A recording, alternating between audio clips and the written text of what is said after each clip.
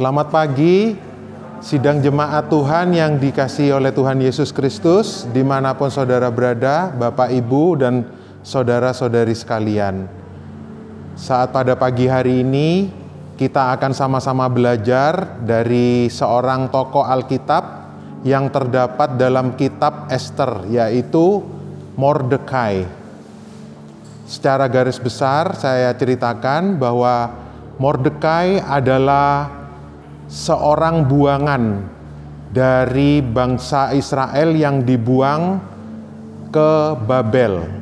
Dia pada saat zamannya beserta dengan raja yang terakhir dari bangsa Israel, tepatnya yaitu Yehuda, Yekonya. Dia dibuang pada saat zaman pemerintahan Raja Nebukadnezar. Sampai berikutnya dia sampai kepada pemerintahan Ahasiweros, yaitu raja negeri Persia, Media Persia, yang dikatakan di dalam kitab Ester, raja yang mengepalai 127 daerah yang terbentang dari India sampai Afrika, yaitu tepatnya Ethiopia. Saudara-saudara, pada pagi hari ini kita belajar dari seorang Mordekai. Mordekai melambangkan Bapa di sorga, Allah yang kita sembah di dalam Tuhan Yesus, yang memiliki kasih yang luar biasa. Dia memiliki, diceritakan nanti di dalam kitab Ester pasal yang ke-10, kalau saudara baca, kita akan sama-sama baca. Ester pasal 10 ayat yang ketiga. Karena Mordekai orang Yahudi itu menjadi orang kedua di bawah Raja Ahasiweros, dan ia dihormati oleh orang Yahudi serta disukai oleh banyak sanak saudaranya, sebab ia mengikhtiarkan yang baik bagi bangsanya dan berbicara untuk keselamatan bagi semua orang sebangsanya. Luar biasa, saudara-saudara. Allah kita dapat memakai siapapun dalam keadaan apapun untuk tujuan dan rencananya yang indah dan mulia. Diceritakan dari awal bagaimana seorang Raja Ahasiweros ketika pertama kali dia memiliki seorang ratu yang bernama Wasti. Ratu ini, singkat cerita, suatu waktu raja ingin mempertontonkan kekayaannya dan memamerkan kekayaan, kemuliaan kerajaannya, dan dia ingin mempertunjukkan ratunya kepada seluruh rakyat, seluruh pembesar bangsanya. Tetapi karena ratu ini tidak mau, maka raja murka. Singkat cerita, raja bersusah dan dia menanyakan kepada orang-orang bijaksana pada kerajaannya, dan diadakan suatu sayembara untuk memilih ratu ganti Wasti. Singkat cerita, terpilihlah Ratu Ester untuk menggantikan Ratu Wasti. Pada perjalanan cerita selanjutnya, ada seorang yang merupakan suatu musuh bangsa Israel dari sejak zaman dulu. Kalau saudara baca dari kisah awal bangsa Israel keluar dari Mesir, bangsa atau orang Amalek adalah orang-orang yang memusuhi bangsa Israel. Sejak mereka keluar dari Mesir, dalam perjalanan mereka keluar untuk ke tanah Kanaan, orang Amalek begitu memusuhi. Sampai pada zaman Saul, dikatakan dalam satu peristiwa Tuhan ingin membasmi orang Amalek melalui Saul. Ya saudara-saudara, terus turun-temurun orang-orang Amalek adalah orang-orang yang memusuhi. Dalam kerajaan Ahasiweros pun ada seorang pembesar yang bernama Haman, yang ingin memusnahkan seluruh orang Yahudi, orang Israel yang ada di wilayah kerajaannya. Karena satu hal, pada satu waktu ketika orang ini merupakan pembesar di dalam kerajaan Ahasiweros. Dia memiliki kedudukan pangkat yang tinggi yang biasa dihormati oleh orang-orang di dalam kerajaan Ahasiweros. Tetapi ada seorang Yahudi yang bernama Mordekai. Dia tidak mau menghormati, tunduk, menyembah kepada Haman ini, sehingga dia sakit hati. Singkat cerita, dia ingin bukan hanya untuk menyingkirkan Mordekai, tetapi seluruh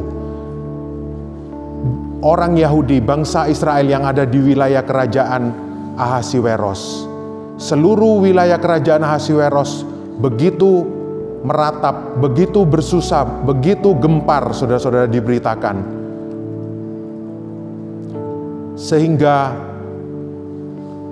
Mordekai mengambil inisiatif. Dia berkata kepada Ratu Ester untuk dia mengatakan hal ini kepada Raja Ahasiweros. Diceritakan bahwa ada satu kebiasaan, kalau raja tidak memanggil ratu untuk datang atau tidak diperkenankan, maka siapapun yang datang menghadap kepada raja dan itu bukan kehendak raja dan raja tidak berkenan, ada satu hukumannya, yaitu hukuman mati. Karena Haman ini ingin memusnahkan Mordekai dan seluruh orang-orang di wilayah kerajaan Ahasiweros, maka Mordekai mengirim kabar berita kepada Ester bahwa rencana Haman ini yang begitu jahat untuk memusnahkan seluruh orang Israel.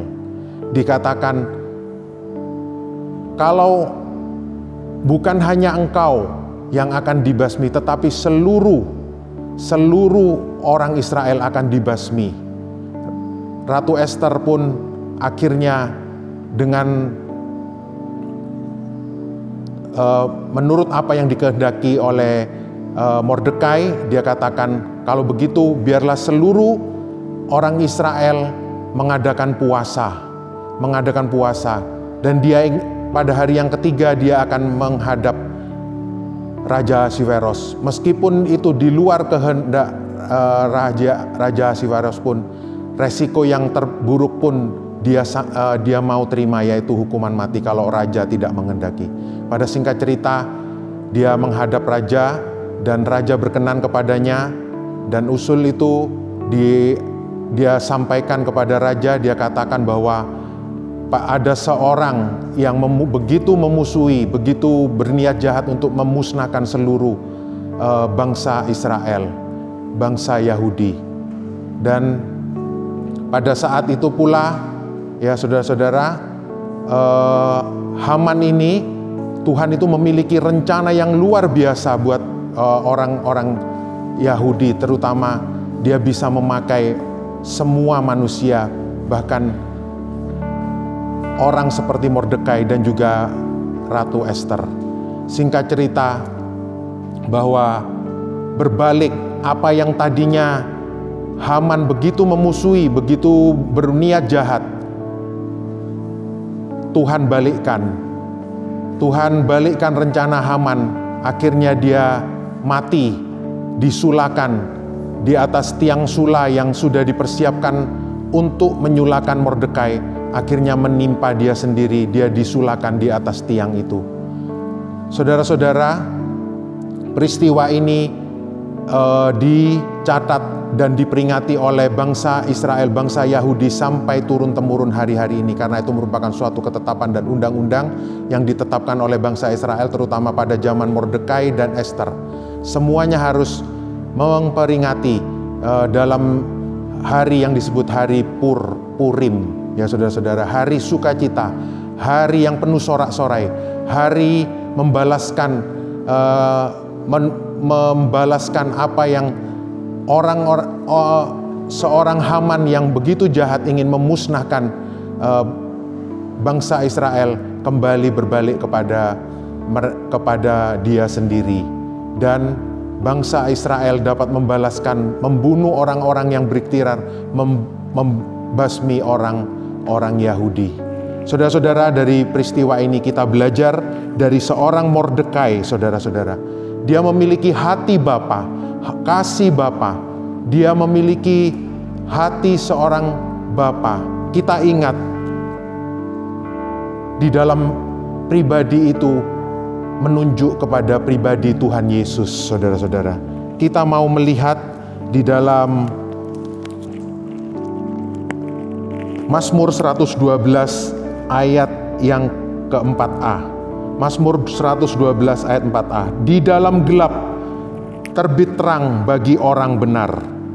Dan juga di dalam Yesaya pasal 9 ayat yang pertama, bangsa yang berjalan dalam kegelapan telah melihat terang yang besar.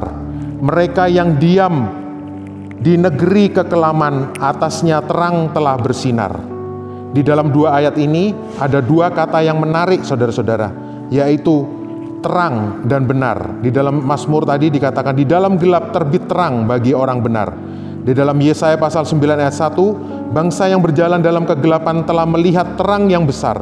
Mereka yang diam di negeri kekelaman, atasnya terang telah bersinar. Di dalam Mazmur 112, orang benar, siapakah orang benar? Orang benar adalah orang yang dibenarkan oleh darah salib Kristus. Kita baca di dalam Kolose pasal 1 ayat 19 sampai 20. Kolose pasal 1 ayat 19 sampai 20.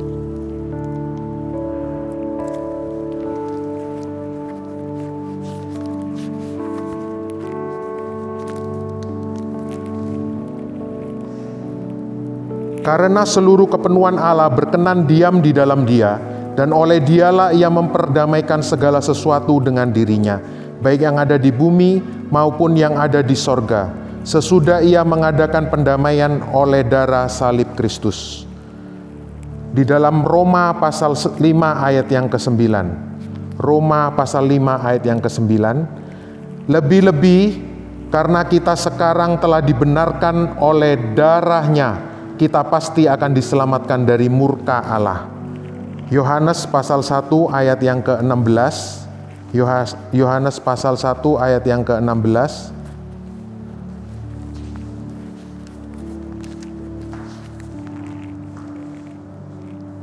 Karena dari kepenuhannya kita semua telah menerima kasih karunia demi kasih karunia. Dikatakan tadi, di dalam gelap terbit terang bagi orang benar. Kita dibenarkan oleh darah salib Kristus. Dari ayat-ayat yang kita bacakan. Ya, saudara-saudara, dalam terang tadi dikatakan di dalam Yesaya dan juga Mazmur, mereka yang berjalan dalam kekelaman, atasnya terang telah bersinar. Siapakah terang itu? Terang itu tidak lain adalah Tuhan Yesus. Kalau saudara nanti baca, untuk mempersingkat waktu, saya di dalam Yohanes pasal 1 ayat 4 sampai 14 dan Yohanes 12 ayat 3, 5 dan 46 dan juga Yohanes pasal 3 ayat 16 sampai 21. Terang itu adalah Tuhan Yesus. Dia datang ke dalam dunia, ke dalam miliknya. Tetapi orang-orang yang tidak menerima tetap berada di dalam kegelapan. Tetapi siapa yang menerima, dia adalah hidup di dalam terang. Dan kita menerima terang itu. Dan Tuhan Yesus sudah membebaskan kita dari kuk perhambaan, dari dosa, dari maut.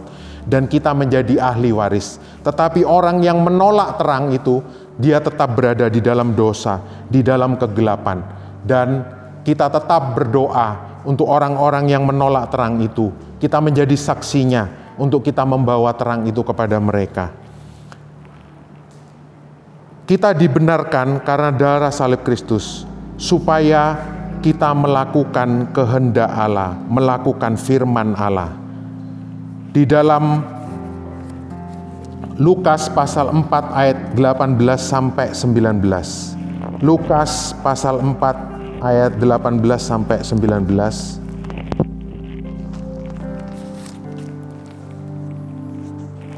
Roh Tuhan ada padaku, oleh sebab Ia telah mengurapi aku untuk menyampaikan kabar baik kepada orang-orang miskin, dan Ia telah mengutus aku untuk memberitakan pembebasan kepada orang-orang tawanan dan penglihatan bagi orang-orang buta, untuk membebaskan orang-orang yang tertindas, untuk memberitakan tahun rahmat Tuhan telah datang. Sama juga di dalam kitab Yesaya pasal 61 ayat 1-3 kalau saudara baca. Ayat di dalam Amsal pasal 24 ayat yang ke-11-12, ayat Amsal pasal 24 ayat 11-12.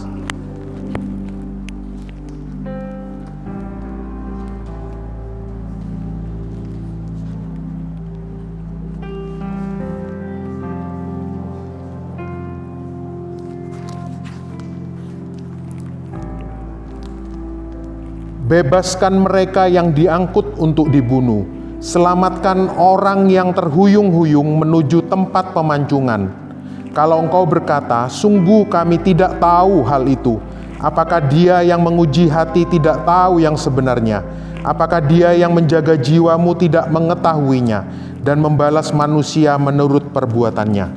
Di dalam kitab Yudas pasal yang pertama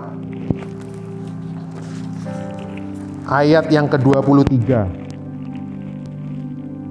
Selamatkanlah mereka dengan jalan merampas mereka dari api, tetapi tunjukkanlah belas kasihan yang disertai ketakutan kepada orang-orang lain juga, dan bencilah pakaian mereka yang dicemarkan oleh keinginan-keinginan dosa. Puji Tuhan, saudara-saudara, pada saat pagi hari ini kita belajar dari seorang tokoh, yaitu Mordekai, melambangkan kasih Bapa yang di dalam Tuhan Yesus. Dia datang untuk menyelamatkan saudara dan saya. Tetapi dia datang untuk menyelamatkan saudara dan saya bukan tujuan akhir, tetapi untuk dikatakan di dalam Injil Lukas tadi, untuk memberitakan kabar baik. Roh Tuhan ada padaku untuk memberitakan kabar baik kepada orang lain. Itu tugas dan tanggung jawab saudara dan saya, untuk memberkati orang lain, membawa keselamatan kepada jiwa-jiwa yang membutuhkan. Saudara, kita bersyukur pada pagi hari ini kita menerima firman Tuhan melalui tokoh Mordekai. Kita sama-sama belajar.